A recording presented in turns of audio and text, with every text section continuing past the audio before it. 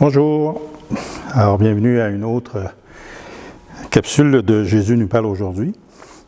En ce vendredi 10 septembre, on nous propose un passage de l'évangile de Saint Luc. Tu es parole de vie, tu es la source d'amour, oh Jésus-Christ, mon bon pasteur. Alléluia, alléluia, alléluia, alléluia. Gloire à toi, oh Seigneur, alléluia, alléluia,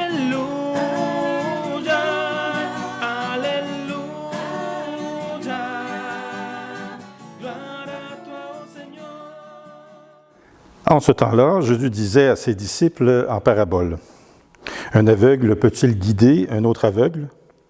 Ne vont-ils pas tomber tous les deux dans un trou? Le disciple n'est pas au-dessus du maître, mais une fois bien formé, chacun sera comme son maître. Qu'as-tu à regarder la paille dans l'œil de ton frère, alors que la poutre qui est dans ton œil à toi, tu ne la remarques pas? Comment peux-tu dire à ton frère, « Frère, laisse-moi enlever la paille qui est dans ton œil, alors que toi-même ne vois pas la poutre qui est dans le tien. » Hypocrite. Enlève d'abord la poutre de ton œil, alors tu verras clair pour enlever la paille qui est dans l'œil de ton frère.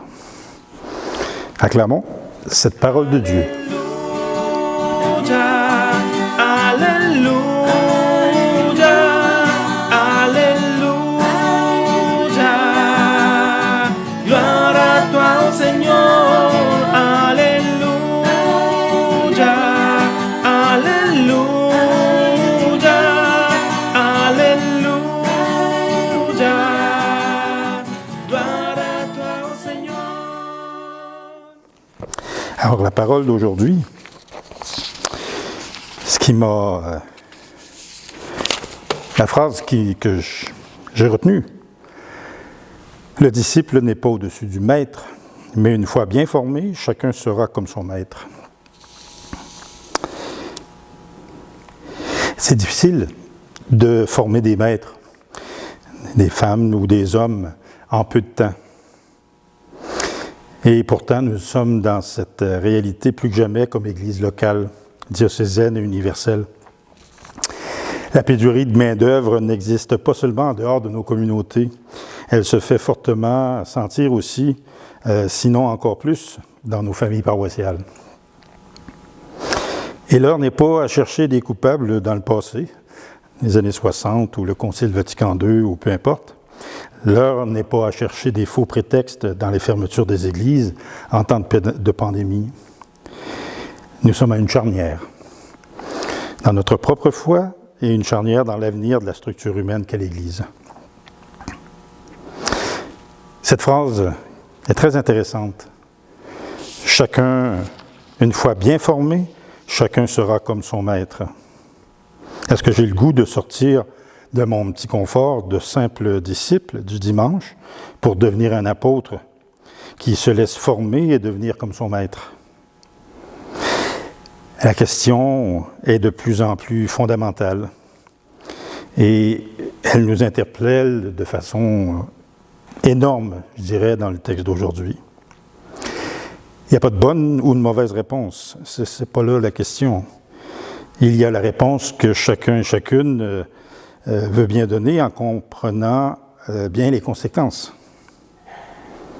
Il faut retirer la poutre qui nous empêche de voir plus clair avant de faire éclater nos structures, nos habitudes, et aller vers les autres comme des chrétiens et des chrétiennes bien formés, capables de vivre comme notre Maître, qui est Jésus, et d'annoncer la bonne nouvelle.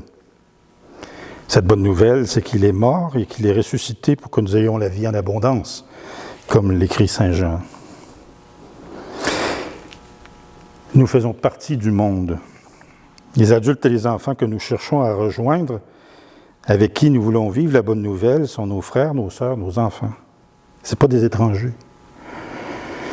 Ils ne sont pas plus ou moins bons ou méchants que nous. Pour les croyants, les croyantes bénévoles qui travaillent jour après jour avec amour dans nos églises de paroisse, il faut donner un véritable coup de barre à notre gouvernail. Notre barque nous mènera au rivage, puisque Jésus est à bord et son Esprit Saint nous guide sur les eaux. Il faut avoir confiance qu'on va atteindre le rivage. Toutefois, nous sommes le corps du Christ. Par nos actions, c'est lui qui nous transforme et transforme nos communautés. Le Christ agit à travers nous. Le Christ est présent à sa communauté, présent au monde à travers nous. Donc, mes amis, par-dessus tout, il faut se mettre disposé à être formé pour devenir semblable au Maître. Il faut par-dessus tout aussi se mettre en prière. Les véritables changements extérieurs arrivent quand les changements intérieurs sont présents, quand la disposition intérieure est profonde. Il faut renouveler dans nos communautés les temps d'adoration eucharistique, prendre le temps de prier Marie, Mère de Jésus, de nous porter en son cœur, de prier l'Esprit Saint, de nous combler de ses dons. C'est par un bon équilibre entre la prière et l'action que notre difficile travail, parce que ce n'est pas une partie de plaisir, mais ça peut le devenir. Ce travail qui est difficile peut devenir un travail qui se fait dans la paix et un travail qui se fait dans la joie. Alors, à partir de ce texte ce matin et aujourd'hui, c'est ce que j'avais le goût de vous partager. N'ayons pas peur du changement. Le changement, ça fait toujours peur. N'ayons pas peur.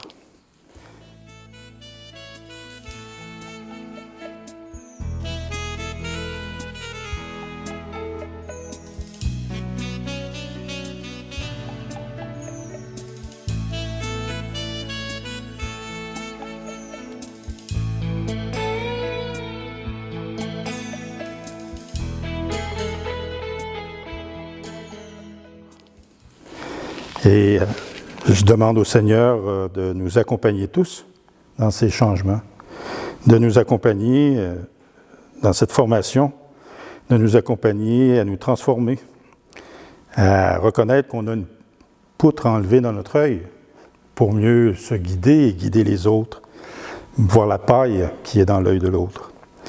Et je demande au Seigneur de tous vous bénir, lui qui est Père, Fils et Esprit Saint.